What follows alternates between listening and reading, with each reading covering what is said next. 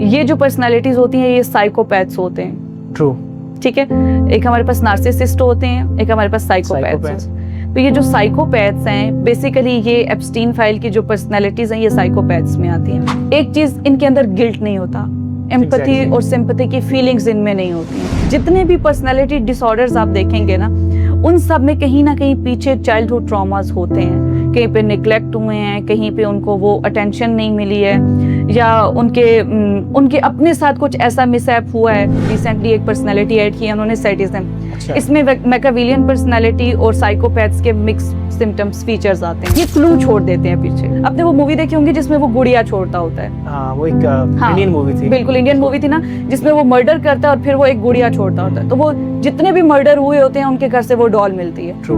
तो उसने वो साइकोपैथ्स जो होते हैं वो ऐसी चीजें क्लू छोड़ते रहते हैं। पाकिस्तान की बात करें तो यहाँ पर स्ट्रेस, एंजाइटी और डिप्रेशन जैसी टर्म यूज होती हैं। तो क्या बंदा खुद से ये जान सकता है कि मैं स्ट्रेस का शिकार हूँ, डिप्रेशन में हूँ, या कैसे पता चलता है आपको? डिप्रेशन या एंजाइटी ये एक स्पेसिफिक टर्म्स हैं जिनके लिए स्पेसिफिक ड्यूरेशन होना ज़रूरी है। अच्छा। अगर आपको रोज़मर्रा ज़िंदगी में कभी कभार चिड़चिड़ापन आ रहा है, इस तरह की चीज़ें, तो वो नॉर्मल है, उसको आप डिप्रेशन में नहीं डाल सकते। तक का आपका सबसे इंटरेस्टिंग केस जिसने एज अ साइकोलॉजिस्ट आपको भी एक धचका दिया या आपको बदला? इन दिनों में मैं काफ़ी ज़्यादा नार्सिसिस्ट लोगों से तो नहीं, उनके आप जो विक्टिम्स हैं उनको डील कर चुके हैं। मुझे ये केस इसलिए भी इंटरेस्टिंग लगा कि उन फीमेल ने अपने बच्चों की सपोर्ट से ये स्टेप लिया। मतलब हमारे माशरे में मर्द को ये सहूलत हासिल है कि वो गुनाह कर सकता है, ठीक है, और हमारे यहाँ औरत को ये सहूलत हासिल नहीं है कि वो अपने हक के लिए भी आवाज़ उठा सकते। ऑटिज्म की एक कोई स्पेसिफिक रीज़न अभी तक रिसर्चेस में भी नहीं है ये कि इसकी बेसिक रीज़न क्या है इसकी, लेकिन इसके पीछे मल्टीपल रीजंस हो सकती है, एनवायरमेंटल फैक्टर्स हो सकते हैं। लोग कहते हैं कि ये खुदा की तरफ से कंडीशन है, लेकिन उनको ये चीज़ भी समझनी चाहिए कि अगर किसी को नज़ला, खांसी, जुकाम, बुखार हो गया तो वो भी खुदा की तरफ से है। तो उसकी दवाई के लिए आप डॉक्टर को रुजू करते हैं बिल्कुल करते हैं। तो इन चीज़ों के लिए भी आपको थेरेपिस्ट को रुजू करना चाहिए। कुछ बच्चे पेंटिंग्स करते हैं, बिल्कुल, तो पेंटिंग्स में जिनका फेर है वो वहाँ पर दिखाते हैं। तो अगर कोई पेरेंट समझना चाहे कि मेरे बच्चे के साथ मसला क्या है, तो कुछ ऐसे सिम्टम्स है कि जिसके जरिए वो जान सकता है। ये जो बच्चे होते हैं ना, मोस्टली आप इनको देखेंगे कि ये किसी स्पेसिफिक फिगर के साथ अगर अटैच हैं तो ये किसी एक के साथ ही अटैच है, और ये अकेले रहना, अपनी जिंदगी में मस्त रहना पसंद है। तो ऐसी अगर सिम्टम्स आपको मिलती हैं कि बच्चे में आपको लग रहा है ये सिम्टम्स, अर्ली सिम्टम्स आ रहे हैं, तो आपको जरूर कंसल्ट करना चाहिए। अस्सलाम वालेकुम व्यूअर्स, मैच्योर टॉक के एक और नए पॉडकास्ट के साथ मैं हूं आपका होस्ट सरदार उसामा। नाज़रीन, जैसा कि मैं अक्सर कहता हूं कि बच्चे किसी भी माशरे का एक अहम हिस्सा होते हैं और वो आने वाली नस्ल की पहचान हुआ करते हैं। लेकिन बदकिस्मती से हमारे माशरे में बहुत से वाक़यात ऐसे देखने को मिलते हैं कि जहाँ पर हम लोग ना तो बच्चों को समझते हैं और ना ही उनके एहसासात को जानते हैं, और यूँ उन बच्चों को ना समझना आने वाले अय्याम में बहुत सी मुसीबतों का सबब बनता है। तो आज हमारे साथ मौजूद हैं ऑनरेबल मिस रिदा शौकत, जो कि ख़ुद एक साइकोलॉजिस्ट हैं और इसके साथ साथ साइकोलॉजिकल होराइजन की को फाउंडर भी हैं। सबसे पहले मैम खुश आमदीद कहते हैं आपको, बहुत बहुत शुक्रिया आपका। मैम, मैं आपसे पूछना चाहूँगा कि सबसे पहले आपका ये जो साइकोलॉजिकल जो सफ़र था वो कैसे हुआ, उसके बाद आपने अपनी ऑर्गेनाइजेशन जो है वो कैसे बनाई?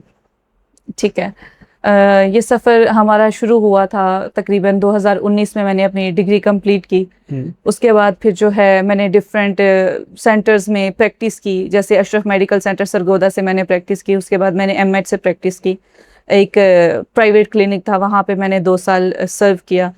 उसके बाद फिर मैंने 1 साल बीच में गैप लिया, चूँकि मेरी मदर जो है वो थोड़ी बीमार हैं, क्रिटिकल डिजीज़ का सफ़र कर रही हैं वो, तो उनकी वजह से मुझे थोड़ा सा गैप लेना पड़ा। उसके बाद मैंने फिर अपना इनिशिएटिव लिया। इसको साइकोलॉजिकल होराइजन को अल्हम्दुलिल्लाह 2 साल हो गए हैं। 1 साल हमने इसको ऑनलाइन कंटिन्यू किया और लास्ट जून में हमने 2025 में इसको फिजिकल यहाँ पे रावलपिंडी शमशाबाद में किया। मैम, बढ़ते हैं हमारे आज के इस पॉडकास्ट के पहले क्वेश्चन की तरफ। पाकिस्तान में जो एक अक्सर बात कही जाती है कि आप उस फील्ड में जाएं जिसमें स्कोप होता है, तो बिलफर्ज मैं आपसे पूछना चाहूँगा कि आप साइकोलॉजी की तरफ क्यों आई, और उसके बाद जो आपने एक अपनी ऑर्गेनाइजेशन बनाई है तो उसका पर्पस क्या था?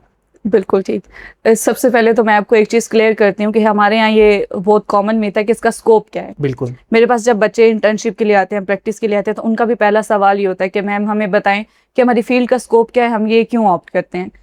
तो उनको मैं हमेशा ये बात करती हूँ कि किसी भी सब्जेक्ट का फील्ड का स्कोप नहीं होता। स्कोप होता है आपकी ज़ात का, आपका अपना। अगर आपको अपने सब्जेक्ट पे अपनी जितनी भी उस सब्जेक्ट से रिलेटेड चीज़ें हैं उन पे ग्रिप है, आप अपने क्लाइंट को डील कर सकते हैं। आप अगर चाइल्ड साइकोलॉजी में काम कर रहे हैं तो आपके बच्चों के साथ काम करने की ग्रिप है, तो आपका स्कोप है। आप देखें जो लोग मोस्टली जो मेरे पास स्टूडेंट्स आते हैं वो पीएचडी के होते हैं, एमएस के होते हैं, अच्छा। एमफिल के होते हैं, तो उनकी चूंकि प्रैक्टिस नहीं है तो उनके पास एक्सपीरियंस नहीं है, तो उनको लगता है कि फील्ड में स्कोप नहीं है। अब एक बंदे के पास प्रैक्टिस नहीं है, उसने किसी को डील नहीं किया, उसको डील करना नहीं आता, तो उसके पास प्रैक्टिस नहीं होगी, उसको लगेगा स्कोप नहीं है। क्योंकि फिर हमारे पास ये क्वेश्चन आता है कि आप हमें हायर कर लें जब हम ग्रेजुएट होते हैं। तो मैं हमेशा बच्चों को कहती हूँ कि अगर आपको पेड या अनपेड कहीं भी इंटर्नशिप मिलती है, यानी अंडर सुपरविजन रह के आप पहले काम करें, उसको सीखें, फिर आप जाके खुद से काम करें, तो उसके साथ अच्छे रिजल्ट्स मिल सकते हैं आप। बिल्कुल। और अब आते हैं आपके ऑर्गेनाइजेशन की तरफ। इसको बनाने का पर्पस क्या था?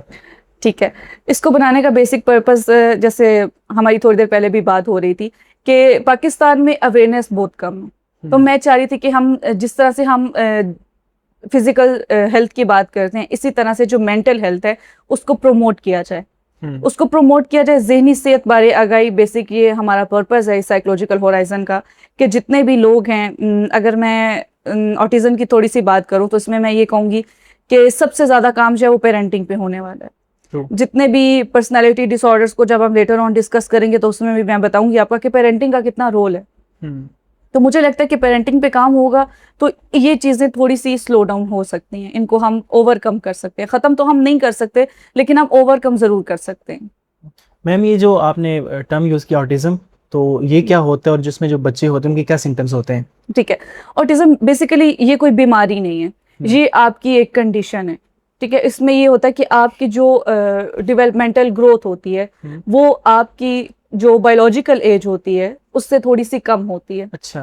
ठीक है, इसमें लेकिन आप इन चीज़ों को थेरेपी के थ्रू ओवरकम कर सकते हैं। कुछ बच्चे, आपको पता है कि डायग्नोसिस जो इसका होता है वो 4 साल तक आप इसका डायग्नोसिस कर सकते हैं। इससे पहले इसके अर्ली सिम्टम्स आपको जब देखने को मिलते हैं तो आपको चाहिए कि आप किसी थेरेपिस्ट को कंसल्ट करें और आप इन पे वर्किंग करना शुरू कर दें। कुछ लोग हमारे मौशम में अभी भी इस चीज़ को एक्सेप्ट नहीं करते हैं, वो कहते हैं कि बच्चा बड़ा होगा तो बोलना शुरू कर देगा, चलना शुरू कर देगा, तो ऐसा नहीं होता।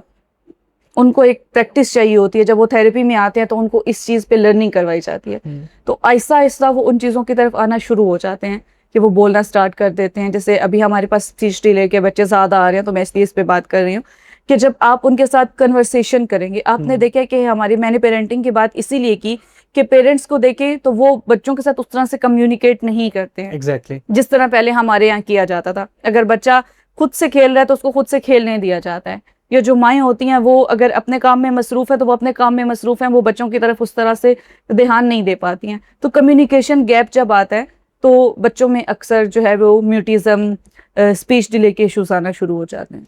तो ये तमाम रीज़न होते हैं। लेकिन मैम, अक्सर पाकिस्तान में बिलखुसूस कहा जाता है कि जो बच्चे ऐसे होते हैं, कहते हैं कि कुदरत ने इनको बनाया हुआ है, या फिर उसमें उनको उनके हाल पे छोड़ देते हैं, या फिर हम लोग बच्चों से कम्युनिकेशन नहीं करते। तो अब ये जो कुछ बच्चे जब पैदा होते हैं बहुत जीनियस होते हैं, कुछ ऐसे होते हैं बहुत सेंसिटिव होते हैं, तो ये क्या जेनेटिक्स की वजह से होता है या एनवायरनमेंट की वजह से बच्चे ऐसे हो जाते हैं? बिल्कुल ठीक है। देखिए, इसकी ऑटिज्म की एक कोई स्पेसिफिक रीजन अभी तक रिसर्चेस में भी नहीं आई है कि इसकी बेसिक रीजन क्या है इसकी, लेकिन इसके पीछे मल्टीपल रीजंस हो सकती हैं, एनवायरमेंटल फैक्टर्स हो सकते हैं। जैसे आपने बात की है कि लोग कहते हैं कि ये खुदा की तरफ से कंडीशन है, लेकिन उनको ये चीज भी समझनी चाहिए कि अगर किसी को नज़ला, खांसी, जुकाम, बुखार हो गया तो वो भी खुदा की तरफ से है ना, तो उसकी दवाई के लिए आप डॉक्टर को रुजू करते हैं बिल्कुल करते हैं। तो इन चीजों के लिए भी आपको थेरेपिस्ट को रुजू करना चाहिए। ये ऐसी चीजें हैं जिनको आपको इग्नोर नहीं करना चाहिए। हमारे माशरे में इग्नोर की जाती हैं लेकिन होनी नहीं चाहिए। तो इन छोटी छोटी चीजों के लिए आप डॉक्टर को रुजू करें, सही थेरेपिस्ट को रुजू करें, तो ये चीजें ओवरकम हो सकती हैं। फिर आपने बात की कि इसमें कोई जेनेटिकल फैक्टर्स हैं, एनवायरमेंटल फैक्टर्स हैं, बिल्कुल होते हैं। जेनेटिकल फैक्टर्स में मोस्टली जो इसकी देखने को मिली है चीज़ें वो ये कि जब फीमेल ड्यूरिंग प्रेगनेंसी बहुत सी ऐसी चीज़ों से सफ़र कर रही है, स्ट्रेस है, एनजाइटी है, डिप्रेशन से, उसको एनवायरनमेंट अच्छा नहीं मिला, तो वो जो चीज़ें वो डायरेक्टली बच्चे की उसमें फिर इफ़ेक्ट करती हैं हेल्थ में, मेंटल हेल्थ में।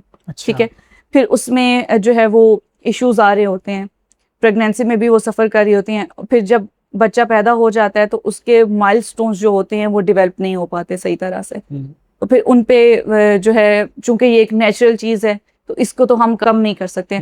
इसके लिए हम ये करते हैं कि फिर उनको थेराप्यूटिक कंसल्टेशन करते हैं।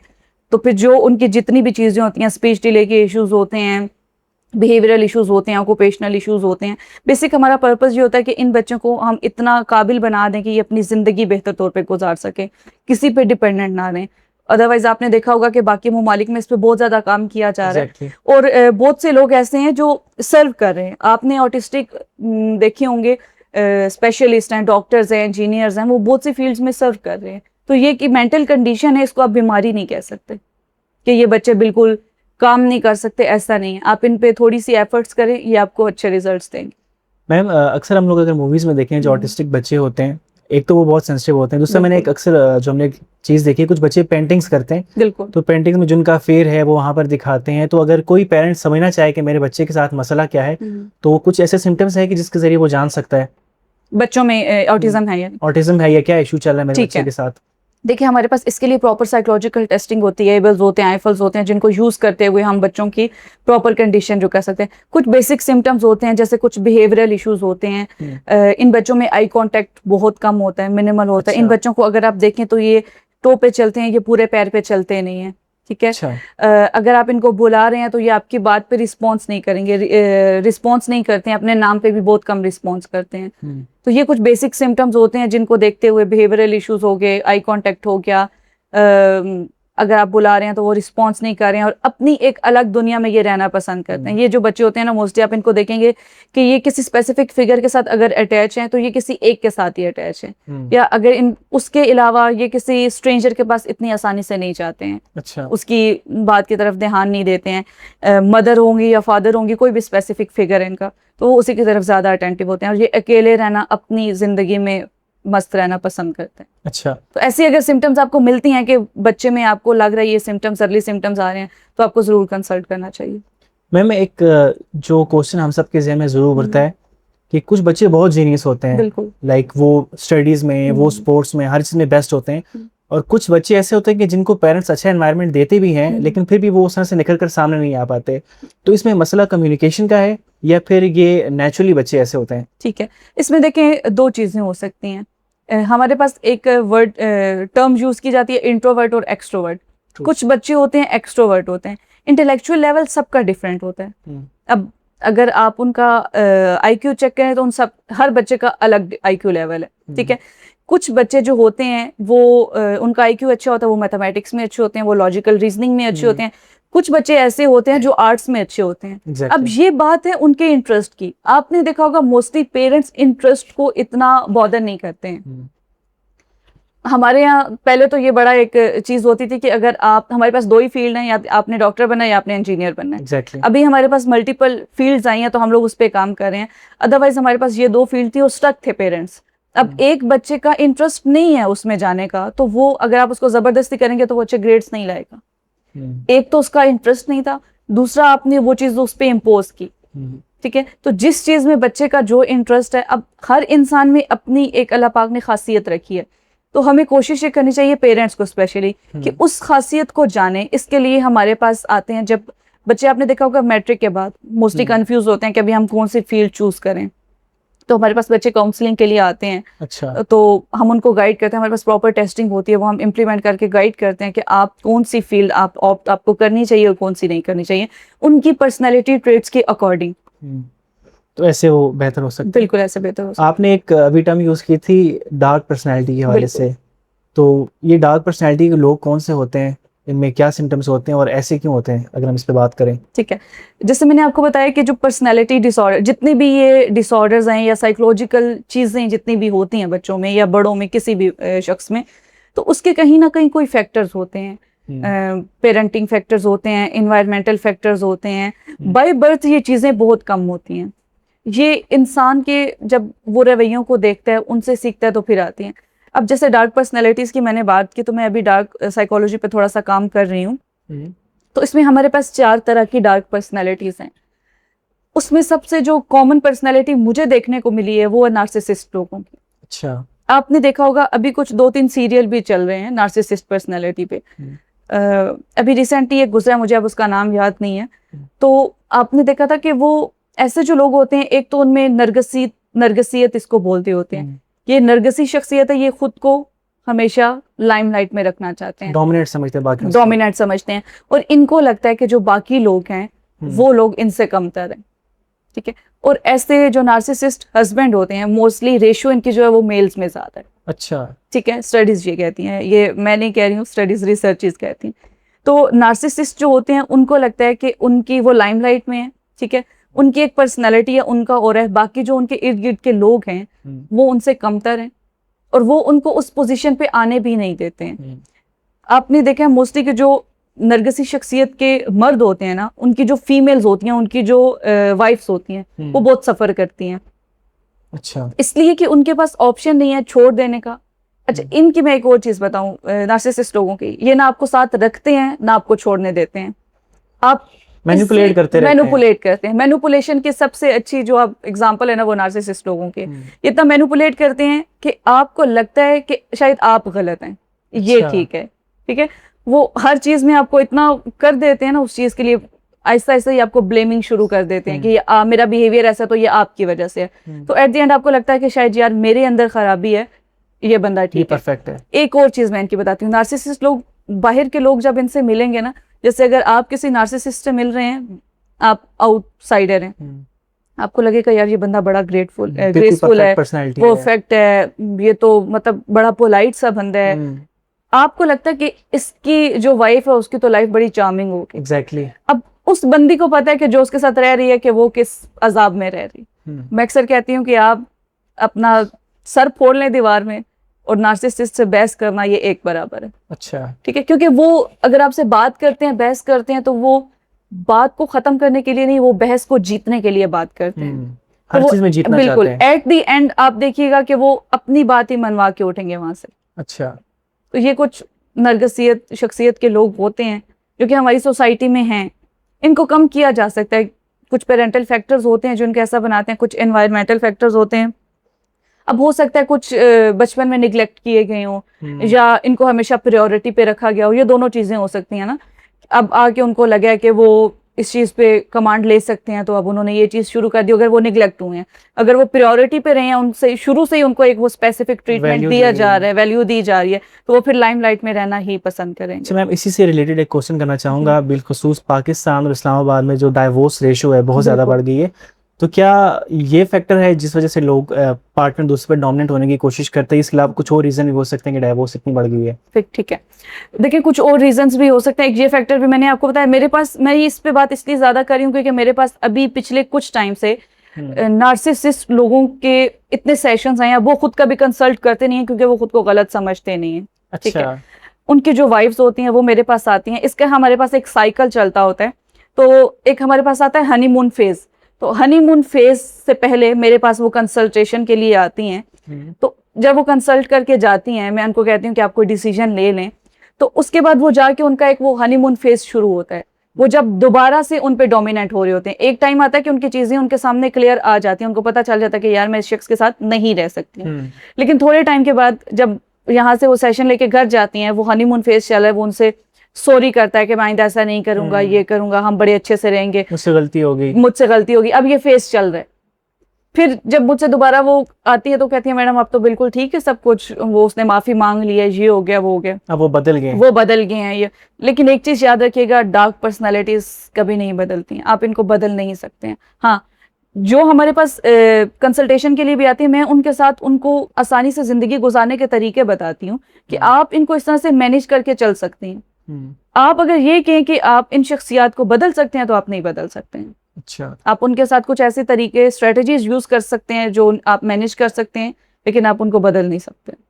तो ये होते हैं नार्सिसिस्ट पर्सनालिटी। मैम, पाकिस्तान में हम लोग देखें, बिलखसूस हमने अगर एक टर्म यूज की और देखा सोशल मीडिया पर एप्स्टीन फाइल, बिल्कुल, तो वहाँ पर ये होता है कि बिलखसूस पाकिस्तान में वैसे वाक़यात हैं कि जहाँ पर लोगों को वो समटाइम कब्रों से निकाल कर खाते हैं या फिर दूसरों को जो टॉर्चर करने में उनको मजा आता है। और इसकी जो कह लें कि सबसे बड़ी एग्जाम्पल हमने देखी जो एप्स्टीन फाइल थी। तो लोग ऐसा क्यों करते हैं? अच्छा, एप्स्टीन फाइल की बात करें तो ये भी डार्क पर्सनैलिटी, मैंने आपको बताया डार्क पर्सनैलिटीज में हमारे पास 4 पर्सनैलिटीज हैं। अच्छा, ये जो पर्सनैलिटीज होती हैं ये साइकोपैथ्स होते हैं। ट्रू, ठीक है। एक हमारे पास नार्सिसिस्ट होते हैं, एक हमारे पास साइकोपैथ्स। तो ये जो साइकोपैथ्स हैं, बेसिकली ये एप्स्टीन फाइल की जो पर्सनैलिटीज हैं ये साइकोपैथ्स में आती हैं। इनको खुशी मिलती है किसी को तकलीफ देके, किसी को तकलीफ में देख के ये खुशी महसूस करती हैं। अब ये चाहे उनको खुद तकलीफ दें या ये इनडायरेक्टली उनको तकलीफ में देखें। अच्छा। तो ये चीज उनको फैसिनेट करती है। एक चीज इनके अंदर गिल्ट नहीं होता, एम्पैथी Exactly. और सिंपैथी की फीलिंग्स इनमें नहीं होती हैं। तो ये डार्क पर्सनैलिटीज हैं। बात वही है कि आप इनको बदल नहीं सकते हैं और इनको टॉर्चर करने में मजा इनको टॉर्चर करने में मजा आता है। तो ये जो लोग टॉर्चर करते हैं, इनका कोई लाइफ इंसिडेंट हुआ होता है? हाँ देखिए, इनके जरूर कोई चाइल्डहुड ट्रॉमास, जितने भी पर्सनैलिटी डिसऑर्डर्स आप देखेंगे ना, उन सब में कहीं ना कहीं पीछे चाइल्डहुड ट्रॉमास होते हैं। कहीं पे निग्लेक्ट हुए हैं, कहीं पे उनको वो अटेंशन नहीं मिली है, या उनके अपने साथ कुछ ऐसा मिसहैप हुआ है जिसकी वजह से अब वो उन चीजों में करना चाह रहे हैं, बदला लेने के लिए ना, फिर वो उस चीज में आहिस्ता आहिस्ता उनको मजा आने लगता है।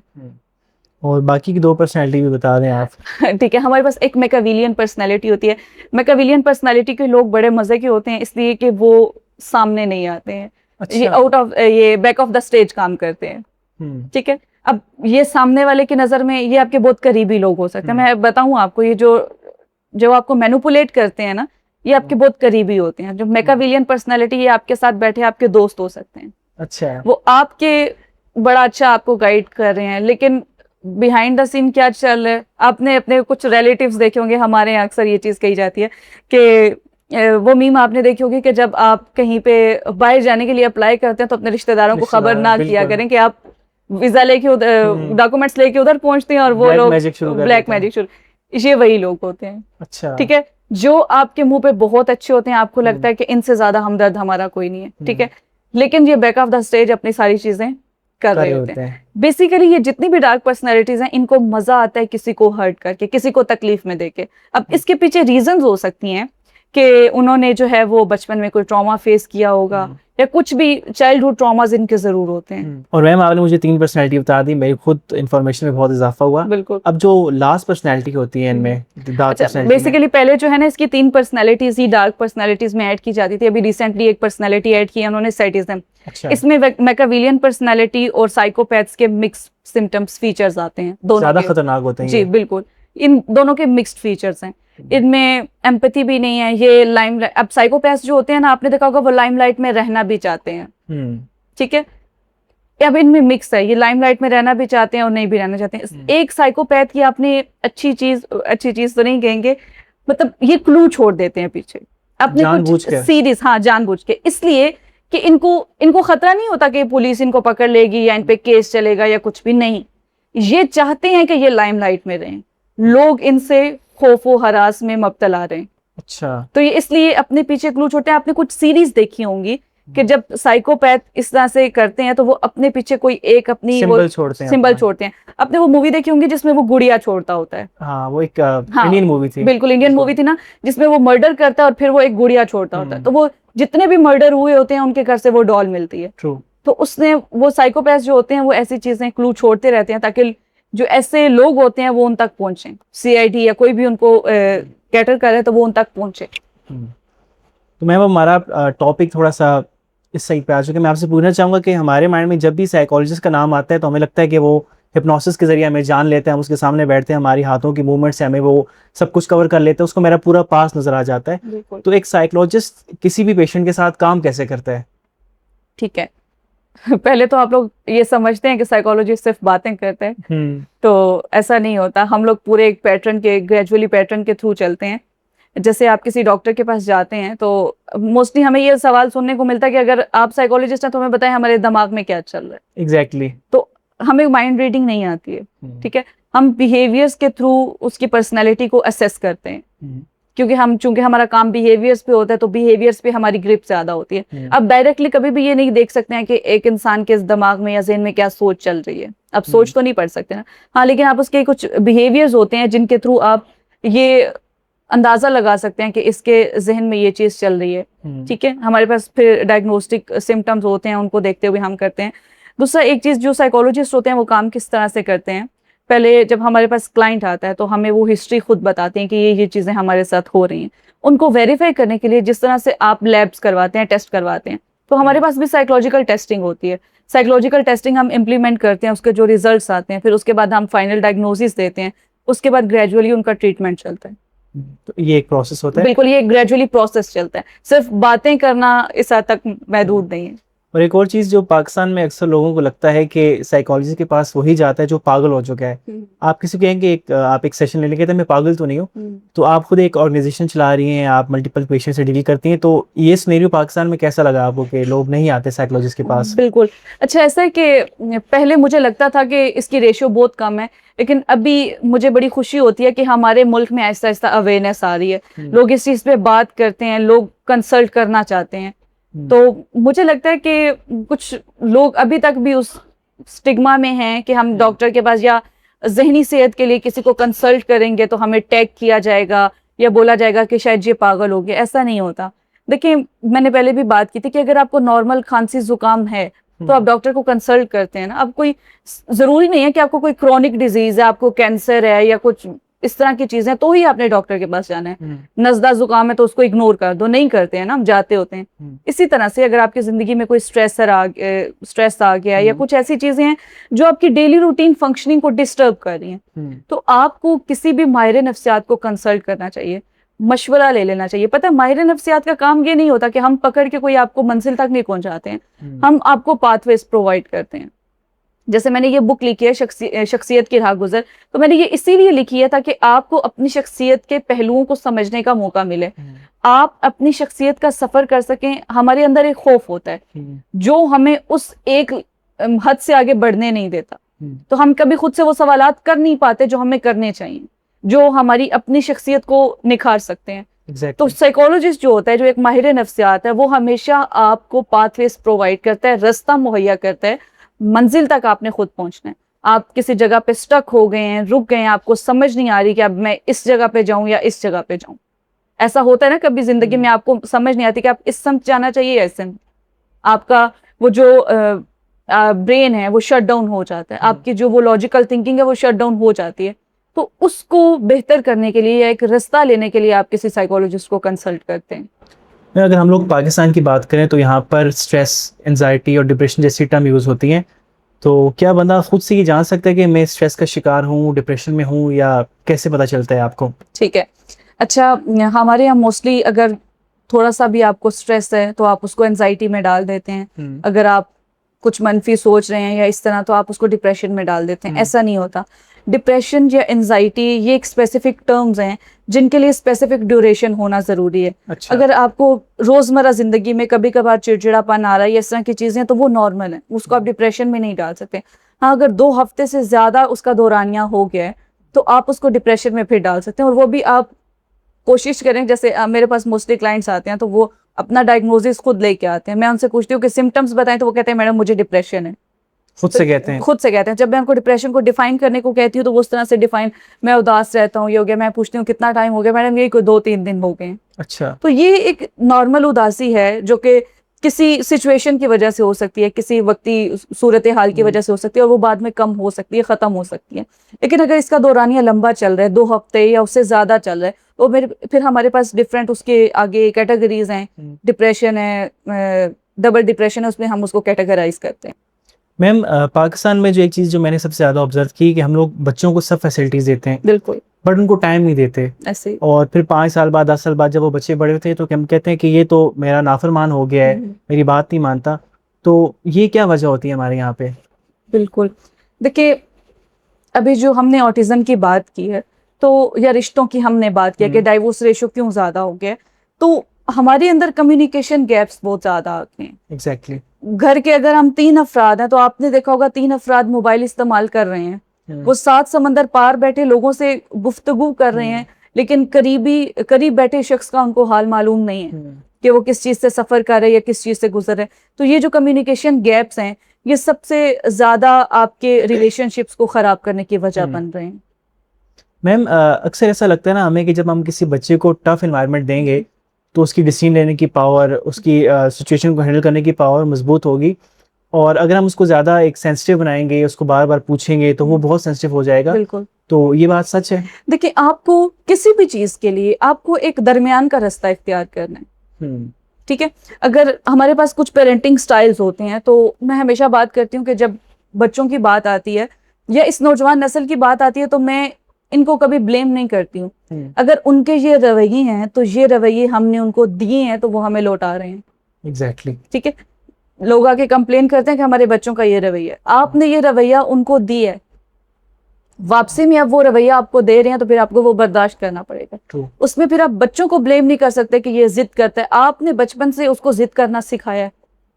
एक बच्चा है ना, वो कोरा कागज है, उसको आप जो सिखाएंगे वो सीखता चला जाएगा। Exactly. इसके लिए मेरी एक तहरीर थी, वो काफी लंबी है, लेकिन उसकी एक आखिरी लाइन मैंने वालिदैन के लिए लिखी थी कि आप लोग कोशिश करें कि बेदार रहें, ठीक है। असहाबे कहफ की तरह ऐसा ना हो कि आप सोते रह जाएं और जागने पे आपको पता चले कि आपका जो सिक्का है, यानी कि जो आपकी नस्ल है, वो कीमती होने के बावजूद राइजुल वक्त नहीं रही। True. ठीक है। अब इसको अगर कुछ पेरेंट्स समझते हैं, इस बात को बड़ी डेप्थ में जाके समझने वाली बात है, तो वो इस पे जरूर थोड़ा सा काम करें। मैम, हर पेरेंट की ये ख्वाहिश होती है कि जो मेरा बच्चा हो वो सबसे बेस्ट हो, और बिलफर्ज मुझे नहीं पता कि एक बेहतरीन पेरेंटिंग क्या होती है या मैं इसको कैसे बेहतर करूं। तो अगर आपसे मैं कुछ टिप्स लेना चाहूँ कि मैं अपने बच्चे को बहुत बेहतर बना सकता हूँ, उसको इम्प्रूव कर सकता हूँ और कुछ चीज़ों के ज़रिए, तो वो क्या टर्म्स होगी, क्या आप मुझे सजेशन देना चाहेंगे? बिल्कुल, देखिए, अगर आप चाहते हैं कि आपका बच्चा जज्बाती तौर पर एक भरपूर उसकी जज्बात को लेके वो चले, ठीक है, यानी इमोशनली वो बड़ा स्टेबल हो, तो आपको चाहिए कि आप उसके छोटे छोटे इमोशंस पे काम करें। हमारे यहाँ इमोशनल स्टेबिलिटी नहीं सिखाई जाती, यानी हमारे यहाँ ये नहीं बताया जाता कि अगर उसने रोना है तो उसने किन हालात में उसको रोना चाहिए। अगर वो छोटी छोटी चीजों के लिए जिद कर रहा है और आप उसकी हर छोटी से छोटी जिद पूरी कर रहे हैं, तो ये भी उसको कौन सा बिहेवियर लर्न करवा रहे हैं। वो जिद करेगा तो बात मनवा लेगा। आपने देखा होगा मोस्टली बच्चों को कि वो जब कहीं पे आउटिंग के लिए भी जाते हैं तो वो बहुत जिद करते हैं, लेट जाते हैं इवन, तो अब उनके पेरेंट्स क्या करते हैं, मान लेते हैं ना बात। अब उसने ये बिहेवियर लर्न किया, जब फर्स्ट टाइम उसने जिद की थी, आपने उसकी वो चीज पूरी कर दी, तो उसने लर्न कर लिया कि ये चीज अगर मैं इस तरह से मनवाऊंगा, रो के मनवाऊंगा, तो मान लेंगे मेरी बात। इसी तरह से अगर आप चाहते हैं कि आपके बच्चे जो हैं वो थोड़े से बड़े होके फैसले खुद ले सकें, उनको छोटे छोटे फैसले लेना सिखाएं। हमारे यहाँ आपने पैम्पर्ड चाइल्ड का नाम सुना होगा। उनको क्या किया जाता है, जितने भी वो बड़े हो जाते हैं उनके सब काम उनकी मदर्स कर रही हैं, ठीक है। मदर्स उनके साथ इंगेज हों, मैं ये कभी नहीं कहूंगी कि मदर्स उनको बिल्कुल छोड़ दें, उनके साथ एक कम्युनिकेशन अपनी रखें, लेकिन छोटे छोटे काम, जैसे अगर उसने फीडर खत्म कर लिया तो उसको इंस्ट्रक्शन दें कि ये फीडर उठा के आप किचन में रखते हैं। अब इससे उसमें अच्छी हैबिट्स डेवलप होंगी और वो अपने काम करने का खुद आदी होगा। अगर आप कहीं शॉपिंग के लिए जा रहे हैं, उसके लिए कपड़े लेना चाह रहे हैं, तो आप उसको कहें कि बेटा आप बताएं कौन से कलर के कपड़े आप लेंगे। उसमें कॉन्फिडेंस आएगा कि अच्छा मेरे पेरेंट्स ने मेरी मर्जी पूछी है, तो मतलब मैं इस काबिल हूँ कि ये कर सकूं, फैसले ले सकूं। बिल्कुल, तो ये पूरा एतमादी उसके अंदर आएगी। कुछ बच्चों को आपने देखा होगा, वो बड़े हो जाते हैं, बहुत अच्छी अच्छी पोस्ट पे वो हो जाते हैं, हायर भी हो जाते हैं, लेकिन डिसीजन मेकिंग उनकी वीक होती है। इसलिए क्योंकि उन्हें फैसला लेना सिखाया नहीं गया। वो छोटे छोटे फैसले लेते हुए भी घबराते हैं। वो रिस्क नहीं ले सकते हैं, और जिंदगी में अगर आप रिस्क नहीं ले सकते हैं तो मुझे नहीं लगता कि आप तरक्की की राह में कभी गामजन हो सकते हैं। बिल्कुल मैम, अगर हम लोग पाकिस्तान में देखें, बिल्कुल दुनिया भर में देखें, तो दो कम्युनिटीज़ बहुत मशहूर होती हैं। एक जो मिडिल क्लास लोग होते हैं और एक वो जो एलीट क्लास या फिर जो मिलियनर्स होते हैं। बिल्कुल। तो इन दोनों में पेरेंटिंग के लिहाज से क्या डिफरेंस होता है, यानी ऐसा क्या है जो वो अपने बच्चों को सिखाते हैं, वो इतना कामयाब बनते हैं और हम लोग उसी लूप में फंस के रह जाते हैं? बिल्कुल ऐसे, देखिए, मिडिल क्लास में आपने मोस्टली देखा होगा कि ये लोग दौड़ में रहते हैं। एग्जैक्टली। ठीक है। अब ये चूंकि निचले तबके के साथ भी नहीं खुद को वो कर सकते हैं, और ये इनका कंपैरिजन हमेशा एलीट क्लास के साथ होता है। तो जिस भी क्लास में, जिस भी रिश्ते में, किसी भी जगह पे जब आप कंपैरिजन करना शुरू करते हैं, तो आप समझ लें कि आपकी जात वहां पे खत्म हो जाती है। जब आप अपने आप को किसी दूसरे के साथ कंपेयर करते हैं, अब देखिए, मैंने पहले भी बात की थी कि हर इंसान की अपनी शख्सियत है, उस शख्सियत की अपनी खूबियां और खामियां हैं, आपकी अपनी पर्सनैलिटी ट्रेट्स हैं, आप उनको लेके चले। ठीक है। वो हमारे यहाँ मशहूर है ना कि आप उतना ही पैर फैलाएं जितनी आपकी चादर है। exactly. तो जब हम चादर से बाहर भी पैर फैलाना शुरू करेंगे तो क्या होगा, हमारा नुकसान है। yes. तो हमारी जो मोस्टली मिडिल क्लास है ना, मुझे लगता है कि वो इस रेस में है कि हम आगे चलने की रेस में है, और जो एलीट क्लास है उनमें तो वैसे ही आपको कंपटीशन नजर आता है। मिडिल क्लास का कंपटीशन एलीट से, एलीट का कंपटीशन अपने एलीट्स के साथ। वो खुद से कम्पीट करते हैं। अब वो फिर अपने बच्चों को भी, आपने देखा होगा हमारे यहाँ जो साइकोलॉजिकल चीज़ों के साथ बच्चे सफ़र करते हैं ना, वो मोस्टली एलीट क्लास के करते हैं। अच्छा। मेरे पास अभी तक जितने मतलब केसेस मैं देख रही हूँ अपनी 6 से 7 साल प्रैक्टिस में, मैंने ये चीज देखी है कि मिडिल क्लास के बच्चों को कहीं ना कहीं इमोशनल अटैचमेंट मिल जाती है। मुझे लगा था इनको नहीं मिलती होगी। नहीं, इनको मिल जाती है, इलीट क्लास को नहीं मिलती है। उन पे प्रेशर होता है। उन पे प्रेशर होता है, उन पे प्रेशर होता है। और आपने देखा होगा शुरू से ही वो सब लोग बड़े कट ऑफ होके रहते हैं। अगर घर के 4 लोग हैं तो उनके घर के 4 कमरे हैं, वो 4 कमरों में हैं। और खाने पीने की अगर उनको आप देखें रूटीन तो उनकी नहीं है, वो एक डाइनिंग टेबल पे खाने के लिए। मैं समझती हूँ घर सबसे अच्छा खूबसूरत घर वो है आजकल के इस मसरूफ दौर में कि खाने की मेज पे आप सब एटलीस्ट साथ बैठे हो, ठीक है, कि खाने में बरकत भी होगी और आपने कुछ थोड़ी बहुत कम्युनिकेशन भी हो जाएगी। तो एलीट क्लास में आपने देखा होगा कि बहुत कम ऐसी जगह हैं जहाँ पे आप, हमारे मिडिल क्लास में, चूंकि हम लोग मिडिल क्लास से अभी तक बिलोंग करते हैं, तो हमारे अभी तक ये रस्म है कि हम लोग एक नशिस्त में एक डाइनिंग टेबल पे बैठ के खाना खाते हैं, साथ खाते हैं हम लोग, साथ खाते हैं ना, तो हमारी कुछ ना कुछ कन्वर्सेशन हो जाती है। तो यहाँ पे इनको इमोशनल अटैचमेंट मिल जाती है। एलीट क्लास में इनको इमोशनल अटैचमेंट उस तरह से नहीं मिलती जो उनकी रिक्वायरमेंट्स होती हैं, फिर वो सप्रेस्ड होती रहती हैं फीलिंग्स। याद रखिएगा कि जब आप फीलिंग्स या कोई भी बात अपने अंदर उसको दफन करते जाते हैं तो वो कहीं ना कहीं आपके अंदर पनपती रहती है। एक दिन होता है कि वो लावा बन के फटती है। बिल्कुल। आपने देखा होगा कि जो हमारे पास सुसाइडल रेशियो है वो भी एलीट क्लास की है। अच्छा, उनका ज्यादा होता है। उनका ज्यादा रेशियो है, क्यों? क्योंकि वो अपने अंदर बर्दाश्त करते रहते हैं। अब और चूंकि उनके कंपटीशन है तो वो किसी दूसरे को बता भी नहीं सकते, ठीक है। उनमें बुलिंग भी थोड़ी ज्यादा होती है इस निस्बत से कि अगर वो किसी को बताएंगे तो उनको समझा नहीं जाएगा, क्योंकि उनको शुरू से ही वो चीजें बताने की आदत नहीं बनाएगी। हमारे मिडिल क्लास के पेरेंट्स, नो डाउट इसमें भी अभी बहुत से फ्लॉज हैं, लेकिन हमारे जो मिडिल क्लास के पेरेंट्स हैं वो थोड़ी बहुत इमोशनल अटैचमेंट देते हैं, इतनी लेवरेज हमें देते हैं कि हम अपनी चीजों को डिस्कस कर सकें। लेकिन एलीट क्लास में मुझे जहां तक लगता है, या मेरी, आप इससे बेशक आपकी राय मुख्तलिफ हो सकती है, लेकिन मैंने जो चीजें ऑब्जर्व की हैं मुझे आज तक यही नजर आया कि उनके पास ये ऑप्शन नहीं होता। अच्छा, अब हम लोग बात करें कंपैरिजन के हवाले से, तो जब से सोशल मीडिया आया है इसने लोगों की मेंटल हेल्थ को कैसे टारगेट किया आपके नज़दीक? ठीक है, देखिए कोई भी चीज आती है ना तो वो आपके फायदे के लिए आती है। सोशल मीडिया है तो वो भी आपके फायदे के लिए। अब ये हम पे मुनहसिर है कि हम उसको किस तरह से इस्तेमाल करते हैं। हर चीज के 2 पहलू हैं, ठीक है। तो अब आप पे ये, चूंकि अल्लाह पाक ने इंसान को फ्री विल दी है, फ्री विल को कॉन्सेप्ट समझते हैं ना कि आजादी राय दी है अल्लाह पाक जो ने, आप चूज करना चाहें, जो आप चूज करना चाहें आप कर सकते हैं। उसने आपको भरपूर बना दिया, ठीक है। उसने आपको अकल दे दी, ठीक है। उसने आपको हर चीज दे दी, तालीम आपने ले ली, आपके मुल्क ने दे दी। मैं चाहूंगी कि आप हमारे मुल्क पे भी बात किया करें, जरूर कहीं भी बैठे हो, इसलिए कि हम जहाँ पे अगर आज बैठे हैं तो अपने इस मुल्क की, अपने वतन की वजह से बैठे हैं। हमें इस काबिल बनाया तो हमारे वतन ने बनाया। Exactly. तो वो चीजें उनमें आ गई। अभी उनके पास ये हक हासिल है कि वो किस सिमत जाना चाह रहे हैं, तो वो जिस सिमत जाना चाहें जा सकते हैं। इसी तरह बिल्कुल सोशल मीडिया है।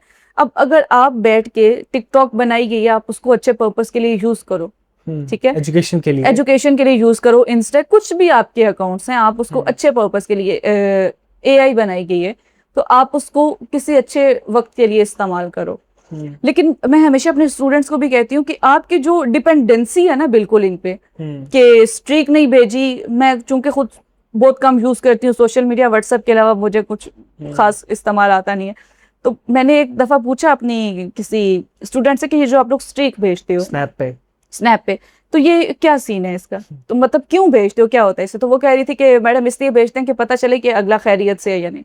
अच्छा। मतलब अब हाल पूछने के लिए हम इस चीज का इंतजार करते हैं कि स्ट्रीक आएगी तो वो ठीक है, नहीं आएगी तो वो कुछ गड़बड़ है। मैम, लेट अस सपोज कि मुझ में बहुत ज़्यादा ओवर थिंकिंग की आदत है, कंपैरिजन में बहुत ज़्यादा करता हूँ, इसके अलावा मैं इमोशनली बहुत वीक हूँ, यानी ऐसे जो मेरी मेंटल हेल्थ के लिए जितने भी रीजंस हैं वो सब मुझ में है कि जो मुझे कमज़ोर बनाते हैं। अब मुझे समझ नहीं आ रही मैं क्या करूं, तो आपकी नज़र में मुझे क्या करना चाहिए, या मेरे जैसे कितने भी जो भी शख्स हो ना वो कैसे इसको बेहतर कर सकते हैं डे बाय डे? बिल्कुल, आप पहली कोशिश करें कि आप खुद से उन चीज़ों को जैसे आपने कहा कि ओवर थिंकिंग, मैं ओवर थिंकिंग के लिए हमेशा एक चीज़ प्रेस्क्राइब करती हूँ कि आप जर्नलिंग करें, चीज़ों को लिखा करें। जितना आपको पता है हमारे यहाँ ना अब वो लिखने का रिवाज कम हो गया, किताब दोस्ती खत्म हो गई है, हम पढ़ते बहुत कम है। बात फिर वही है कि सोशल मीडिया के इतने एडिक्ट हो गए हैं, हमने खुद को डिपेंडेंट कर लिया। तो आप लोग लिखा करें चीज़ों को। ओवर थिंकिंग के लिए सबसे बेस्ट जो मैं हमेशा, और ये मेरी क्लाइंट्स पे बड़ा वर्क करती है, इसी की निस्बत को रखते हुए मैंने ये किताब भी लिखी थी। ये सेल्फ क्वेश्चन बुक है कि आप जब ओवर थिंकिंग में होते हैं तो आपको क्या चीज़ें प्रोसेस करनी चाहिए या क्या सोचें आपको आती हैं, उनके जवाब, और फिर आप लिखते चले जाएं। जब आप लिखेंगे उसके साथ एक बहुत ज़रूरी चीज़ होती है सेल्फ टॉक, खुद से जो गुफ्तगू होती है। हमारे यहाँ पागल कहते हैं उसको, जो खुद से बातें करें। नहीं, देखिए, खुद से गुफ्तगू बहुत जरूरी है। हमारे यहाँ पागल कहते हैं, ये कॉन्सेप्ट गलत है, ठीक है। आप अच्छी गुफ्तगू करें खुद से। आपने ओवर थिंकिंग, जब ओवर थिंकिंग आप करते हैं ना तो ये एक लूप बनता है, और मोस्टली ओवर थिंकिंग फिर नेगेटिव थिंकिंग की तरफ जाती है। Exactly. तो आप कोशिश करें कि आप ओवर थिंकिंग को अवॉइड करें। इसके लिए आसान तरीका है कि आप उस लूप को बनने से पहले फर्स्ट थॉट को हिट करें। अगर आपको लगता है कि अभी आपको पता चल जाता है कि अब आपकी ओवर थिंकिंग स्टार्ट होने लगती है, और ओवर थिंकिंग आपने देखा होगा इलॉजिकल होगी, वो चीजें अभी एग्जिस्टेंस में नहीं आई हैं जो आप सोच रहे हैं। अभी यहाँ पे पॉडकास्ट में आने से पहले आपने सोचा होगा कि हम वहां पे जाएंगे, मैडम ये कहेंगी, फिर ये होगा, शायद अच्छी ना हो, ये हो जाए। अब ये एक पूरा लूप चल रहा है ना आपके दिमाग में, यही ओवर थिंकिंग है ना, और ये नेगेटिव थिंकिंग की तरफ जा रही है। तो अभी क्या मसला था कि आपका वो जो फर्स्ट थॉट था, जहाँ से आपने सोचना शुरू किया, उसको आप टारगेट करें, लिखें उसको। हाँ, उसको लिख लें। अगर आप बैठे हुए सोच रहे हैं तो आप खड़े होकर चलना शुरू कर दें, कोई काम शुरू कर दें, ठीक है। अगर आप लेटे हुए आपके दिमाग में वो सोचें चल रही हैं तो आप उठ के बैठ जाएं, या उठ के कुछ काम शुरू कर दें, चलना शुरू कर दें, ठीक है। डीप ब्रीथिंग स्टार्ट कर दें, आप लिखना शुरू कर दें। सबसे अच्छी चीज मैंने बताई है, लिखें चीजों को। लिखेंगे, पर्सनल डायरीज पहले हुआ करती थी, अब बहुत से लोगों ने छोड़ दिया डायरी लिखनी। तो इसमें ये कुछ उनको कॉन्फिडेंशियल इश्यूज भी आ रहे होते हैं कि कोई हमारी डायरी पढ़ ना ले।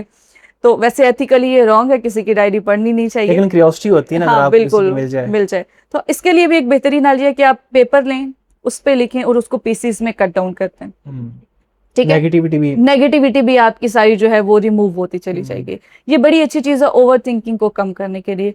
अगर फिर भी आपसे चीजें मैनेज नहीं हो रही हैं तो आपको हेल्प के लिए जाना चाहिए, आपको किसी साइकोलॉजिस्ट को कंसल्ट करना चाहिए। मैंने आपको बताया ना कि साइकोलॉजिस्ट वो नहीं है कि जो आप जहनी बीमारी में मुब्तला हो गए हैं तो अब आपने जाना है, नहीं।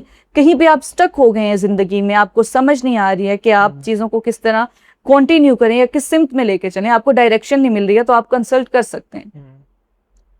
मैम, हमने मुख्तलिफ टॉपिक्स पे बात की, जैसे हमने कहा कि जेंटल पेरेंटिंग होती है। अब उसी में मैंने देखा है कुछ पेरेंट्स बहुत टॉक्सिक होते हैं और उनके दो बच्चे एक जैसे होते हैं, लेकिन एक बहुत क्रिएटिव बन जाता है और एक वहीं पर अपने अंदर वो कुड़ता रहता है, नेगेटिव हो जाता है। तो सेम पेरेंटिंग के बायस दो बच्चे डिफरेंट क्यों होते हैं, और कोई शख्स अगर उसको नहीं पता कि जो अगर वो टॉक्सिक पेरेंट है तो वो कैसे पता लगाए? ठीक है, देखिए, सबसे पहले तो अगर वो टॉक्सिक, उनको नहीं पता कि वो टॉक्सिक पेरेंट है, तो वो देखें कि उनके बच्चों में उनके क्या इम्पैक्ट्स आ रहे हैं।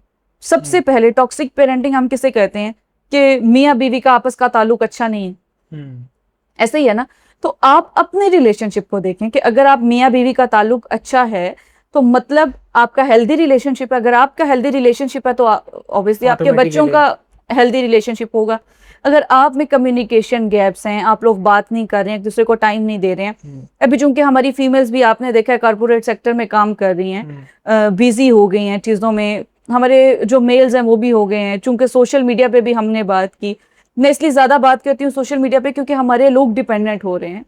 True. मैं कभी नहीं कहती हूँ कि अंग्रेजी, सोशल मीडिया या ये चीज़ें बुरी हैं, लेकिन हमारी डिपेंडेंसी इन पे मुझे बेहद अंदर से रंजीदा करती है, ठीक है।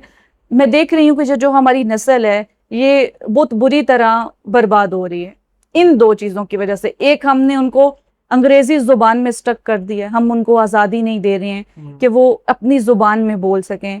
मैं हर प्लेटफॉर्म पे यही बोलती मैं खुद भी उर्दू बोलती हूँ, मैं लोगों से भी कहती हूँ कोशिश करें कि आप उर्दू बोलें, इसलिए कि उर्दू मुझे लगता है कि ज़्यादा समझी जाएगी। आपकी बात अंग्रेजी में हो सकता है उतना असर ना रखती हो जितना आप उर्दू में बोलें तो असर रखती है, ठीक है। सुनने वालों को भी आसानी होगी और आपको बोलना भी अच्छा लगेगा। आप अपने वतन पे में तो एटलीस्ट बोल सकते हैं ना, या कहीं पे ऐसी कोई ऑफिशियल लैंग्वेज आपको स्पेसिफाई नहीं किया गया तो आप बोल सकते हैं, ठीक है। बिल्कुल इसी तरह है कि आप मोबाइल को उतना ही इस्तेमाल करें जितना आप उससे फ़ायदा ले सकते हैं। अब आपने देखा होगा कि हमारे पास एक छोटी सी बात आती है ना, तो हम सोचने की बजाय कहते हैं चलो चैट जीपीटी कर लेते हैं, हर बात चैट। अब क्या हो रहा है कि एक तो आप अपनी पर्सनल लाइफ में उसको इन्वॉल्व कर रहे हो, आपको नहीं मालूम कि कल को ये आपके साथ क्या करेगी। ऐसा ठीक भी है, है। जैसे मैं कहती हूँ कि उधार की जुबान पे पलने वाली कौमें तरक्की नहीं करती, तो ये उधार की चीजों पे पलने वाली कौमें भी तरक्की नहीं करती। बहुत खूबसूरत उधार की शब्द। चीज है ना, तो वो कभी भी वापस दे लेंगे। हम्म, आज हमारे यहाँ ये चैट जीपीटी चला जाए, यकीन करें हमारी आधी नौजवान नस्ल का कारोबार बंद हो जाएगा। एग्जैक्टली। उनकी डिग्रीज इफेक्ट होना शुरू हो जाएंगे, वो अपने पूरे के पूरे थीसिस इससे बना के दे रहे हैं। आप उसको बेशक फायदे के लिए इस्तेमाल करो, लेकिन डिपेंडेंसी किसी भी चीज के लिए बहुत बुरी चीज है। आप खुद को उस पर डिपेंडेंट ना हो। अब आपका दिमाग उससे कई गुना ज्यादा अच्छा काम कर सकता है। ठीक है, तो हमारा जो जहन मफलूज होना शुरू हो गया है, वो जो मैंने पहले कोटेशन बोली थी उसी के अंदर मेरे कुछ ऐसे जुमले भी थे ये जहनी, कि हमारे जो पेरेंट्स हैं वो खुद हमारे बच्चों को जहनी मफलूज कर रहे हैं। वो उनको सोचने समझने का, जैसे मैंने आपसे बात की थी ना, आपने पूछा था कि हम किस तरह बेहतर कर सकते हैं बच्चों को, कि उनको फैसला लेने का हक दें, उनको बात करने का हक दें। आपसे जब बच्चा के सवाल करता है तो आप कहते हैं अच्छा मैं बाद में तुम्हें इस बात का जवाब दूंगा, ये किस तरह के सवाल तुम कर रहे हो, आज तुमने स्कूल में ये सीखा है, तो वो वहां पे वो दब जाएगा। वो अगली दफा आके आपसे सवाल नहीं करेगा, वो कहेगा कि शायद मेरा सवाल गलत है, तो मैं अगली दफा ऐसे, उसके दिमाग में सवाल जरूर आएंगे लेकिन वो करेगा नहीं। अब यहाँ से उसने चीजें सीख ली कि मैंने ये सवाल नहीं करना। तो ये चीज पेरेंटिंग में आप उनमें गलत इनकलकेट कर रहे हैं कि आपने बोलना नहीं, आपने बात नहीं करनी। उनको, उनके जहन को मफलूज ना करें, उनको करने दें जो वो करना चाहते हैं। तो अगर हम लोग पाकिस्तान में देखें साइको ट्रॉमा के हवाले से, तो मर्द ज्यादा फेस करते हैं इसको या वुमेन्स? ठीक है, देखिए ये दोनों फेस करते हैं, लेकिन एक बात बताती हूँ आपको कि हमारे यहाँ जो मर्दों की पेरेंटिंग की जाती है, ब्रॉट अप किया जाता है, आप खुद चूंकि मर्द हैं तो आप इस चीज को बेहतर समझते हैं, कि आपने देखा होगा कि मर्द रोते नहीं, मर्द को दर्द नहीं होता। मर्द को दर्द नहीं होता, नहीं। इससे पहले आपने एक बात की थी कि एक ही घर में रहने वाले लोग होते हैं, दो बच्चे होते हैं, तो वो मुख्तलिफ क्यों परवान चढ़ते हैं, हालांकि सेम पेरेंट्स होते हैं ना, उनके पीछे यही रीजन है। हर इंसान की इमोशनल हेल्थ अलग है। अच्छा, ठीक है, आप अलग चीजों को महसूस करते हैं, आपके साथ वाला अलग महसूस करता है। आपने देखा होगा कि घर में अगर आप 5 बहन भाई हैं तो पांचों की नेचर मुख्तलिफ है, उनकी सोच मुख्तलिफ है। हर इंसान मुख्तलिफ है, उसकी सोच मुख्तलिफ है, उसकी इमोशनल हेल्थ मुख्तलिफ है, तो वो उन चीजों के अकॉर्डिंग अपने ऊपर चीजें महसूस करता है। अगर एक बच्चा इमोशनली वीक है तो वो उन चीजों को ज्यादा महसूस करेगा, या वो बच्चा जो चीजों को, कुछ बच्चे होते हैं एक्सप्रेसिव, कुछ एक्सप्रेसिव नहीं होते हैं, वो बोलते नहीं है, चीजों को एक्सप्रेस नहीं करते हैं। एक बच्चा है वो रो रहा है, चीख रहा है, चिल्ला रहा है, अब उसकी वो जो फ्रस्ट्रेशन थी वो निकल गई। एक बच्चा है जो रोया नहीं है, उसने कोई रिएक्ट नहीं किया, खामोश है, वो अपने अंदर, जैसे मैंने पहले बात की कि वो लावा पक रहा है उसके अंदर, किसी एक दिन फिर पर्सनालिटी डिसऑर्डर्स की सूरत में ये लावा बाहर निकलता है। मैम, हमने अब तक इतने टॉपिक से बात की, और एक जुमला जो कि ऑलमोस्ट तमाम नौजवान कहते हैं, पूरा पाकिस्तान कहता है कि अब तो मैं ऐसा ही हूँ, मैं ख़ुद को बदल नहीं सकता। तो वो जो तमाम तो लोग कहते हैं मैं ख़ुद को बदल नहीं सकता या मैं बिल्कुल ठीक हूँ, उनके बारे में आप क्या सजेशन देना चाहेंगे? ठीक है, एक तो हमने बात की डार्क पर्सनालिटीज़ की, वो ये कहते हैं, जब उनको कहा जाता है कि आपने ये चीज़ें हैं, स्पेशली नार्सिसिस्ट की जब हमने बात की, तो वो कहते हैं कि नहीं मैं बिल्कुल ठीक हूँ, परफेक्ट हूँ, गलती आप में, ठीक है, कि आप नहीं कर सकते। और दूसरा, जहाँ तक आपने बात की है कि मैं ऐसे ही हूँ, बदल नहीं सकता, तो ऐसा नहीं है। तब्दीली किसी भी सूरत हाल में, किसी भी उम्र में मुमकिन है। आपने देखा होगा कि एक पौधा है वो सूख चुका है बिल्कुल, ठीक है, उसकी कोई नरिशमेंट नहीं है, उसको आप पानी दे रहे हैं, वो ग्रो नहीं कर रहा, कुछ भी नहीं है, बिल्कुल उसकी जड़ें सड़ चुकी हैं, ठीक है। थोड़े टाइम के बाद आप जाके देखते हैं उसके अंदर एक कोम्पल खिली होती है, ठीक है। तो ये इस चीज की बड़ी अच्छी मिसाल है कि आप जितने भी उम्र रसीदें बोसीदें, आप चाहें, आपके अंदर एक वो छोटी रोशनी की रमक होनी चाहिए आपके अंदर, तो तब्दीली वहां से आ सकती है। बिल्कुल बेसिकली साइकोलॉजिकल होराइजन को मैं वो रमक बनाना चाहती हूँ कि जहां से आप उस नए सफर का आगाज कर सकें, आपको लगे कि हाँ यहाँ से हम रास्ता मोड़ सकते हैं। देखिए, आप बेशक मंजिल के करीब पहुंच गए हैं ना, और आपको लग रहा है कि नहीं यार, ये जो मैंने सफर में काट के आया हूँ ये ठीक नहीं था, ये मेरी मंजिल नहीं है, आप वहीं से रास्ता मोड़ के नई मंजिल का रुख ले सकते हैं। आपके पास ऑप्शन है। आप थक चुके हैं, आप आराम करें, बैठें, सस्ताएं, लेकिन आप अपने सफ़र को कंटिन्यू करें, आप जारी रखें अपने सफ़र को। हम भी जारी रखेंगे मैम। ऑनेस्टली इंशाल्लाह सर। ये बहुत अच्छा सेशन था, बहुत कुछ सीखने को मिला। अगरचे बहुत से सवाल हैं मेरे जहन में, लेकिन मैं आपसे चाहूँगा कि एक फाइनल क्वेश्चन मैं आपसे पूछूं कि अब तक का आपका सबसे इंटरेस्टिंग केस जिसने एज अ साइकोलॉजिस्ट आपको भी एक धचका दिया या आपको बदला, तो आप वो शेयर करना चाहेंगे? बिल्कुल ज़रूर। चूँकि आज हमारी काफ़ी कन्वर्सेशन नार्सिसिस्ट पर्सनैलिटी पे हुई है, तो मैंने आपको बताया कि इन दिनों में मैं काफ़ी ज़्यादा नार्सिसिस्ट लोगों से तो नहीं, उनके आप जो विक्टिम्स हैं उनको डील कर चुकी हूँ। तो मुझे वो एक केस बहुत इंटरेस्टिंग लगा, अभी पिछले दिनों मेरे पास आया था। तो मुझे खुशी इस बात की ज़्यादा हुई कि मुझसे कंसल्ट करने से पहले उन लोगों ने खुद से डिसीजन ले लिया। वो मेरे पास उस वक्त आई जब वो उसके आफ्टर सिम्टम्स को जो है वो फेस कर रही थी। ज़ाहिर आपको पता है कि जब आप सेपरेट होते हैं, उनकी डाइवोर्स तो नहीं हुई लेकिन उन्होंने सेपरेशन ले ली, तो उनके बच्चों का फ्यूचर बड़ा इफेक्ट हो रहा था। वो मदर खुद बड़ी सफ़र कर रही थी, तो लेकिन मुझे अच्छा लगा कि वो बड़े अच्छे चीज़ों को मैनेज कर रही हैं, सफ़र कर रही हैं। आपको पता है हमारे मुआशरे का सबसे बड़ा मसला ये है, स्पेशली फीमेल्स के लिए अभी तक भी ये कहा जाता है कि हमने तुम्हें इस घर में ब्याह दिया है तो तुम्हारी लाश इस घर से निकलनी चाहिए। बिल्कुल, हमारी इज्जत का ख्याल रखना। हमारी इज्जत का ख्याल रखना। देखिए, बेशक मैं समझती हूँ तलाक एक नापसंदीदा अमल है, मेरी इस पे भी एक तहरीर है, चूंकि मैं लिखती भी हूँ। तो बेशक नापसंदीदा अमल है, लेकिन अल्लाह पाक ने इसीलिए ये रखा है ना कि अगर आप उस रिश्ते में नहीं रहना चाहते हैं तो आप बड़ी शाइस्तगी से अलग हो सकते हैं। बिल्कुल, ठीक है। देखिए, आप अलहदा होने का भी तरीका कार होता है। अगर आप किसी को ब्लेम करते हैं या उस पर कीचड़ उछालते हैं, आपने सोशल मीडिया पे अभी देखा जो हमारे हालात चल रहे हैं लोगों के, तो आप बड़ी शाइस्तगी से अलहदा हो सकते हैं। ठीक है, आपके पास ये ऑप्शन है। अगर आप साथ चलने की सक्कत नहीं है आप में, तो आप अलग हो जाएं। ठीक है। फिर हमारे मुआशरे में सबसे बड़ी बात ये होती है कि तुम्हें बच्चों का ख्याल करना है, और ये प्रेशराइज सिर्फ फीमेल को किया जाता है, मेल को नहीं किया जाता। मेल के पास अभी रिसेंटली एक ड्रामा चल रहा है, मुझे उसका नाम स्किप हो रहा है, आपकी इज्जत। अच्छा। उसमें मुझे वो बड़ा अच्छा डायलॉग लगा कि वो उसकी सास उसको कह रही होती हैं कि मर्द जो हैं वो गुना उसको 100 गुना माफ हैं, और वो फीमेल जवाब में कहती है कि फिर औरतें भी करवा ही लेंगी। अगर मर्द करवा सकता है तो मतलब खुदा औरतों का भी उतना ही है जितना मर्द का, तो वो भी कोई एक आधा गुना अपना माफ करवा लेगी। मतलब हमारे मुआशरे में मर्द को ये सहूलत हासिल है कि वो गुनाह कर सकते हैं। ठीक है। और हमारे यहाँ औरत को ये सहूलत हासिल नहीं है कि वो अपने हक के लिए भी आवाज उठा सके। बिल्कुल। ठीक है। आप जरूर ये आवाज उठाएं। मुझे ये केस इसलिए भी इंटरेस्टिंग लगा कि उन फीमेल ने अपने बच्चों की सपोर्ट से ये स्टेप लिया, और वो अभी मेरे पास उनके 2 से 3 सेशंस हो चुके हैं। तो मुझे ये काफी इंटरेस्टिंग केस लगा था, इसलिए लगा था कि मुझे अच्छा लगा था कि उन्होंने अपने लिए ये स्टेप लिया और वो इस पे काम कर रही हैं, और इंशाल्लाह चीजें बेहतर हो जाती हैं। जब आप रहना शुरू कर देते हो ना, तो आप, मुझे लगता है कि फिर आप, अल्लाह पाक आपके लिए वसीले बनाना शुरू कर देते हैं। हमारे यहाँ मोस्टली होते हैं ये डिसीजन इसलिए नहीं ले पाती क्योंकि वो फाइनेंशियली भी डिपेंडेंट होती हैं। अभी एक रेशो आपने पूछी थी कि डाइवोर्स रेशो इस कदर ज्यादा क्यों हो गई है, तो हमारे यहाँ पहले जो फीमेल्स होती थी डिपेंडेंसी का फैक्टर बड़ा ज्यादा था ना, तो उनको जब वो ये डिसीजन इसलिए नहीं ले पाते थे कि यार अगर मैंने इस बंदे को छोड़ दिया तो मेरे फाइनेंस को मैनेज कौन करेगा, मैं क्या करूंगी, घर वाले भी चूंकि नहीं कर सकते। आपके मेके वाले जितने भी स्ट्रांग हों, आपको हमेशा के लिए कफालत में नहीं ले सकते। आपको इतना मुझे लगता है कि इंडिपेंडेंट होना चाहिए कि एटलीस्ट आप अपना पेट पाल सकें।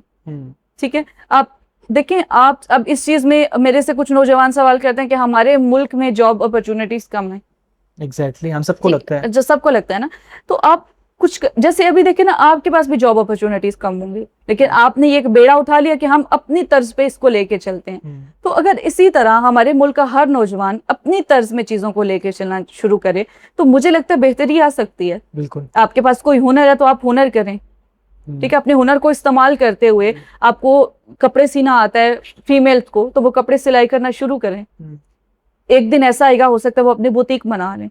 ये जितने भी आपको हाई प्रोफाइल लोग मिलते हैं, या मैं अगर आज यहाँ पे बैठी हूँ तो ऐसा नहीं है कि मैं हमेशा से यहाँ पे थी। अब लोगों को शायद मैं यहाँ पे नजर आती हूँ, लेकिन इससे पीछे की जो स्ट्रगल थी मेरी, वो मैं जानती हूँ कि मेरी कितनी स्ट्रगल थी। इसी तरह से हर शख्स जो है वो जीरो से शुरू करता है। हमारी नौजवान नस्ल का मसला असल में यह है कि इनको इंस्टेंट ग्रेटिफिकेशन चाहिए, फौरन रिवार्ड चाहिए। तो ऐसा नहीं होता। ठीक है। आपको सब्र करना है, आपको पेशेंस रखना है, और आप करते रहें और इंशाल्लाह आपको सिला मिलता है। ज़रूर बिलाखिर आपको सिला मिलता है। तो ये था हमारा आज का पॉडकास्ट। उम्मीद करते हैं कि हमारा ये पॉडकास्ट आपको ज़रूर पसंद आया होगा। हमारे साथ मौजूद थी मिस रिदा शौकत, जो कि खुद एक साइकोलॉजिस्ट हैं और डायरेक्टर हैं साइकोलॉजिकल होराइज़न की। उम्मीद करते हैं कि ये पॉडकास्ट आपको ज़रूर पसंद आया होगा। आपसे मुलाकात होगी एक और नए पॉडकास्ट में एक और नए टॉपिक के साथ। Thank you very much ma'am हमारे साथ शामिल होने के लिए।